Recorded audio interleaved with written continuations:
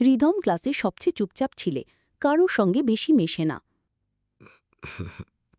হঠাৎ একদিন তার বেঞ্চে পড়ে থাকা একটা মোটা খাম নিয়ে হইচই শুরু হয়ে গেল।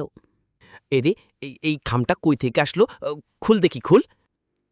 এখানে লেখা আছে, যে এটা খুলবে তার জীবন চিরদিন বদলে যাবে। খুল খুল, রিদম তুই খুল।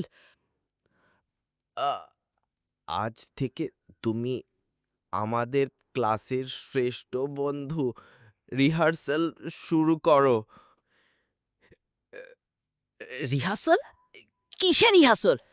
পরদিন সকালে স্কুলে ঢুকতেই সবার সামনে রিদমকে দাঁড় করিয়ে ঘোষণা করা হলো, এই হলো আমাদের নতুন নাটকের হিরো। যেহেতু খামখলচ নাটক তো করতেই হবে। কিন্তু আমি তো কখনো মঞ্চে উঠিনি। রিহার্সাল শুরু হলো। ধীরে ধীরে রিদম এত ভালো অভিনয় করতে লাগলো যে তুই তো প্রাকৃতিক অভিনেতা, তোর অভিনয় তো রক্তে। অবশেষে নাটকের দিন সব ঠিকঠাক চলছিল। হঠাৎ রিদমের ডায়ালগে গন্ডগোল হয়। আমি সত্যি চোর। পুরো অডিটোরিয়াম স্তব্ধ, পিন পড়লেও শোনা যায় এমন নীরবতা।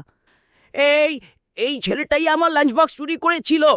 নাটক আর বাস্তব দুটো কোথায় যেন মিশে গেল।